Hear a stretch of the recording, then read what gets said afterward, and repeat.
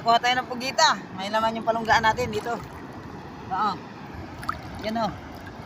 May pampulutan na po mamaya. Ayan na, ayan na, ayan na. Dami kasing bato. Ano para yun? Ito para ito ng bata.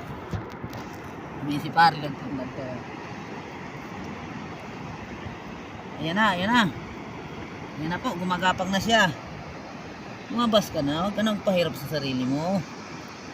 Saan ba yun? Lumabas ka na kasi. Pahirapan mo pa eh. Hindi tatama ng maayos ko ba? Kasi malalim kasi itong butas dito. Dali, nahin ba to? Yes. May sure na tayo. Yung mga bato kasi nilalagay ko, kinakain niya. Nilalagay sa butas. Wait lang. Tanggalin mo natin. Medyo nag-high tide na kasi. Latayin na lang salamin mga kamandragat. Ito. Dami ha. Yan yung mga bato po. Kung nakita nyo nilalabas ko kasi nahawakan niya. Kinakapitan niya yung mga bato. Kaya hindi ko siya basta-basta lumalabas kasi maraming bato. Pero palabasin natin to. Dito siya oh. Milalim na eh. Bilisan mo na. Mag-high tide naman. Yan. Hirapan ako mga kamandragat. Sobrang dami kasi ng bato. Ayan oh. Sobrang dami.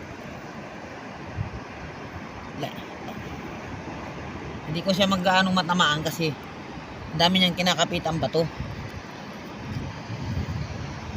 May kalaliman pa naman to. Yan, tinamaan ko na siya mga kamandragat. Sana lumabas na siya kagad. Yan, wagapang na, maggalamay niya. Labas ka na kasi nasasapon lang maayos. Kaya yun, parang namamatay na sa butas. Tinamaan ko siguro sa ulo. Mapang ka na kasi high tide na eh. Yan. Yan. Yan na, gapang ka na. Yan, magapang na siya mga kamandragat. Yan yung kamay oh.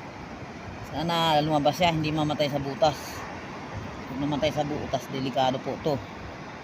Hindi natin makukuha basta-basta to. Yan na, malabas na oh. Yun oh. Dito na po siya.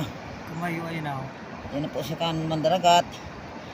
Lumabas ka na kasi mapatay na pala siya.